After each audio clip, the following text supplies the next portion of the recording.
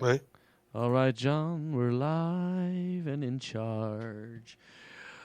I'm going to play the Brexit thing again, and I want everybody to understand what the hell is going on. So, everybody, this is Pod Tsunami Show. It's all about the Brexit. Einen schönen guten Tag. Ich werde heute auf Englisch zu Ihnen sprechen, aus gutem Grund. The other day, James Cameron laid out Britain's conditions for remaining in the European Union.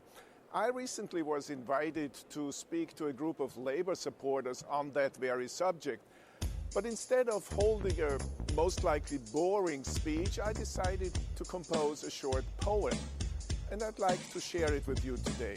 It's called the Brexit Poem. The Brexit is, to put it simple, not like an ordinary pimple. You take some cream, you put it on, a few days later it is gone. It is a complicated matter, more like a novel, not a letter. To understand the story well, you've got to listen. I will tell you what may happen, so sit back and let me wrap it. Some 50 years ago in France, that will be history at a glance, the leader there, Monsieur de Gaulle, did not like Britain, not at all.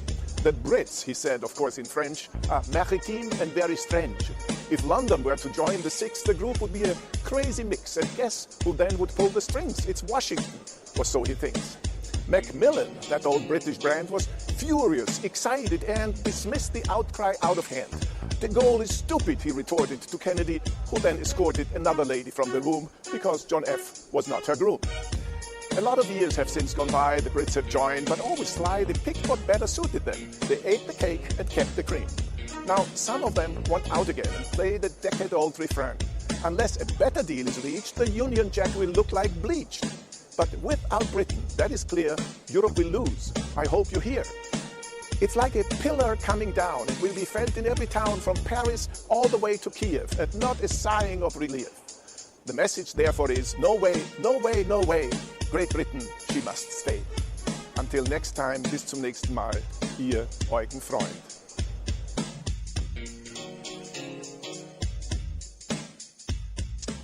That was the Brexit poem. Again, we are starting over again. Spreaker, we've been going for a few minutes. We had to stop it. We had to come back. What a pain in the ass. John, how you doing, bro?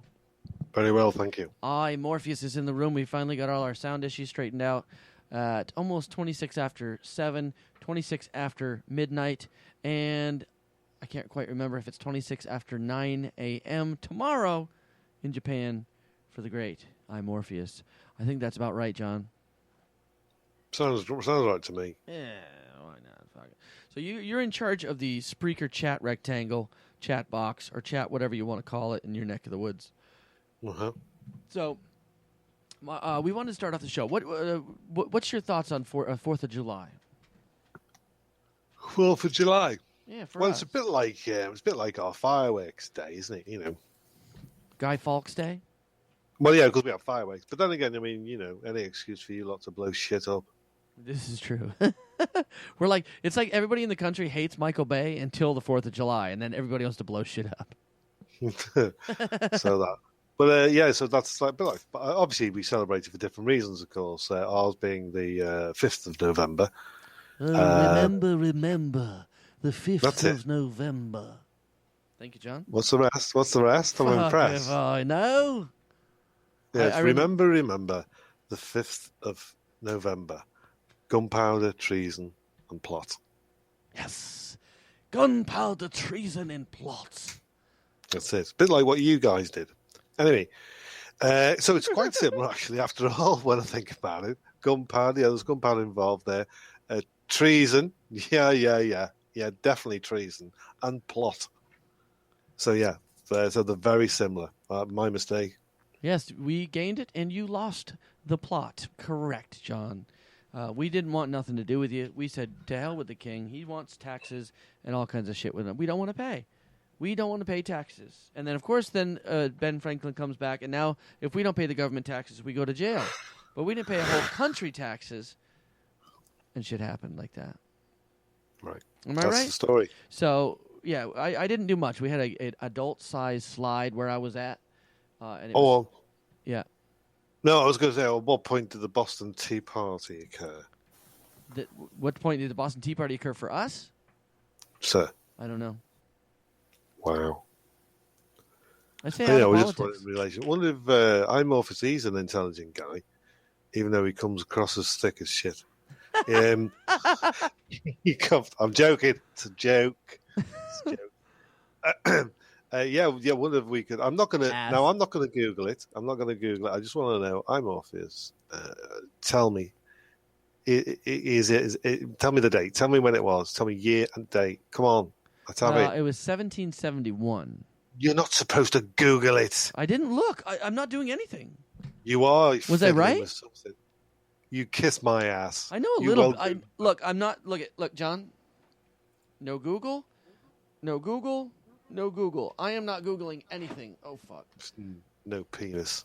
John, I know at least sometimes the date of things, and I know that we were pissed off, and we decided to fuck off some tea into the old water there. That's right. Now, Of course.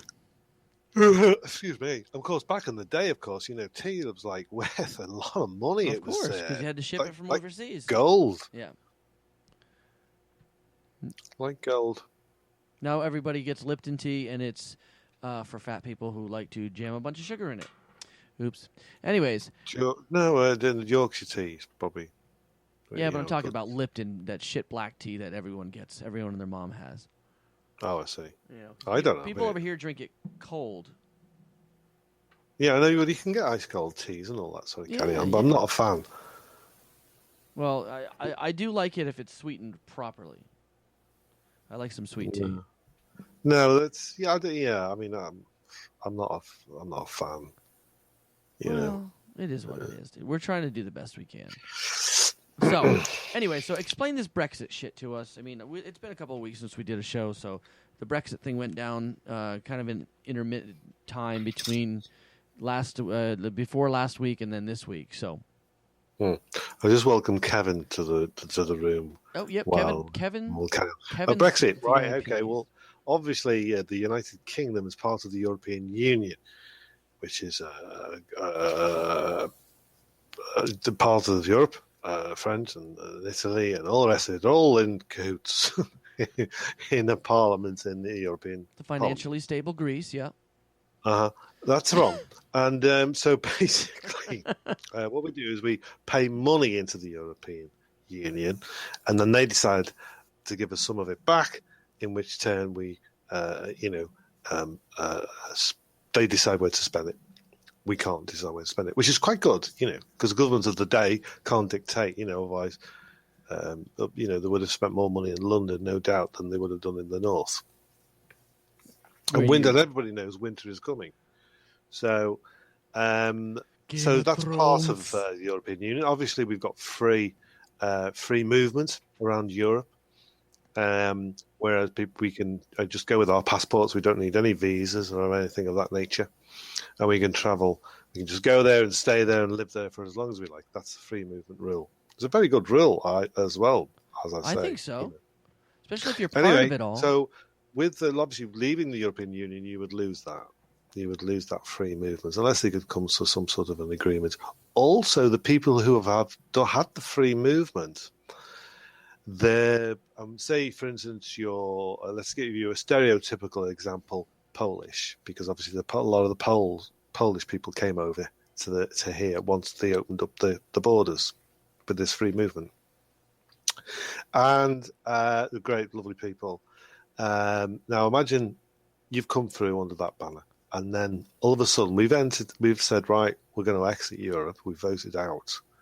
That means their free movement travel is ended. So are they will they get locked in the UK? No, they'd be basically be on their way. They'll have to. They'll have to go. Like they'll be booted.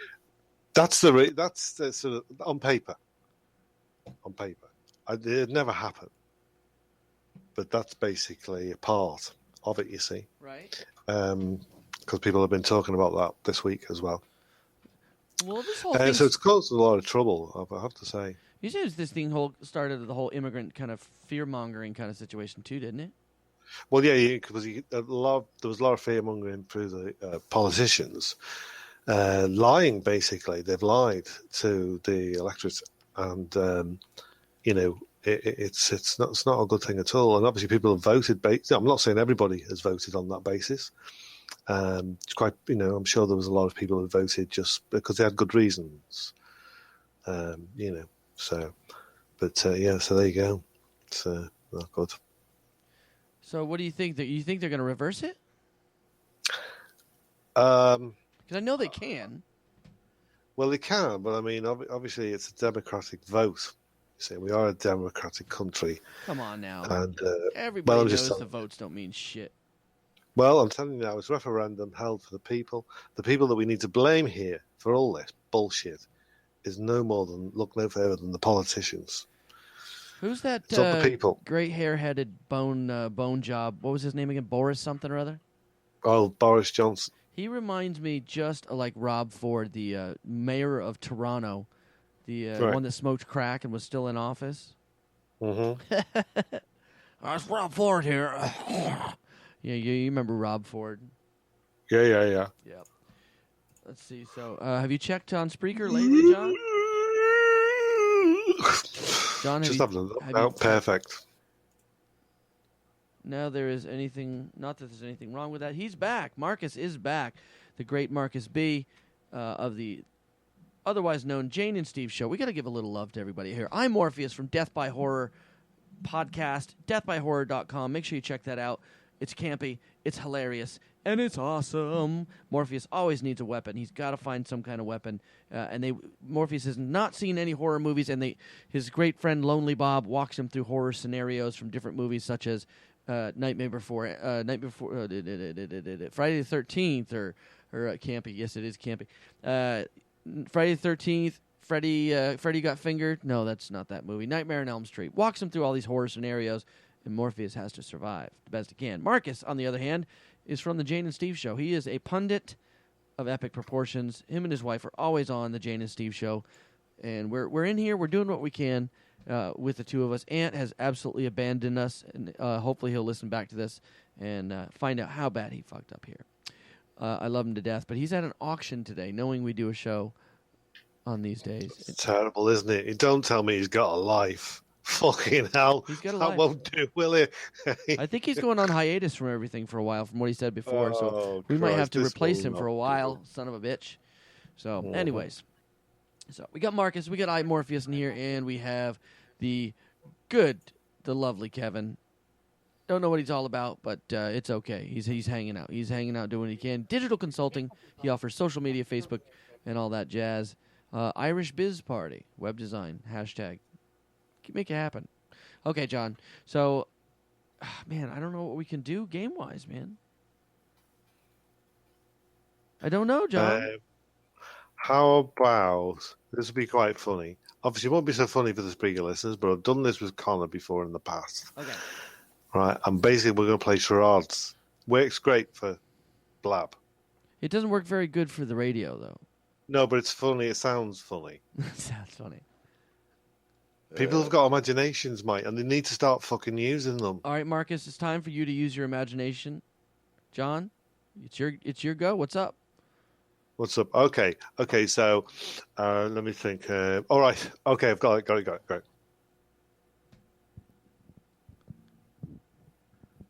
6 words. Film.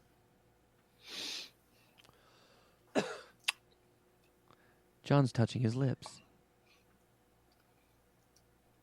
John's failing right now. One word? 6 words. It's a film. Come on, John. You did a film before. Do you know how this fucking game works? I'm working on it. You're gonna have to learn me a little bit. You must have seen charades on the telly I've back seen in the charades. day. Everyone's played charades at parties. Okay, good. Go ahead. Right. 6 words. 1. Fuck me. Seriously. What does that mean? You're holding up 1. First word, you tosser. Okay, first word. Got it. Go ahead. Okay, right. Should we do it again? Yeah, first word, cunt. No. Film. Right, okay. 6 words. Prostate exam. Come on. First word. Okay, go ahead. First word.